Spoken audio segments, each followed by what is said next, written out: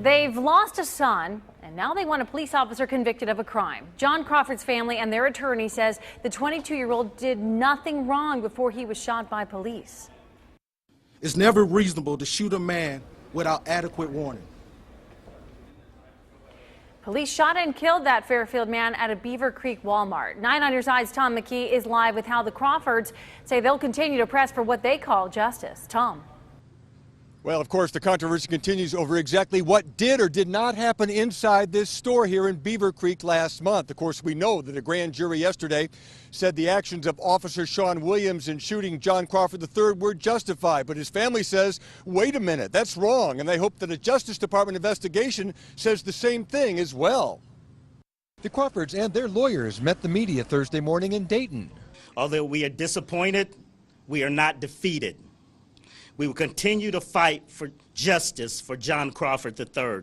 They reacted to the lack of charges against Officer Sean Williams and maintained Crawford wasn't an active shooter, just a 22-year-old kid shopping at Walmart.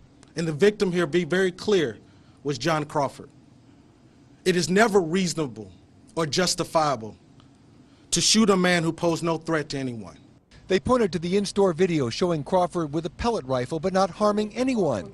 Prosecutors say officers repeatedly told him to drop the weapon. If they told Mr. Crawford to put the weapon down, you can see from the video that he did not acknowledge it, he did not hear them, and if they did tell him that, he did not have enough time to even comprehend and respond to that command.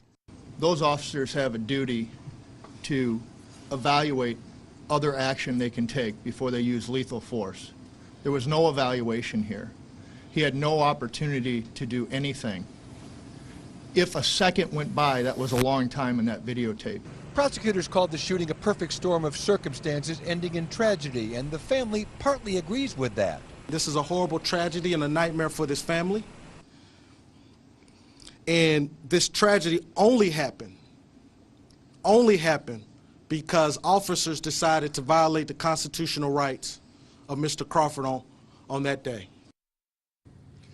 Now, the Crawfords also say that Special Prosecutor Mark Piepmeyer was biased in favor of the police officers in this investigation. We contacted the prosecutor's office. Piepmeyer is not commenting. He's letting the grand jury's results speak for themselves. Now, coming up new at 6, Crawford's father speaks out, and he has one word, just one word for what he says happened that day here. Tom McKee, 9 on your side, live in Beaver Creek.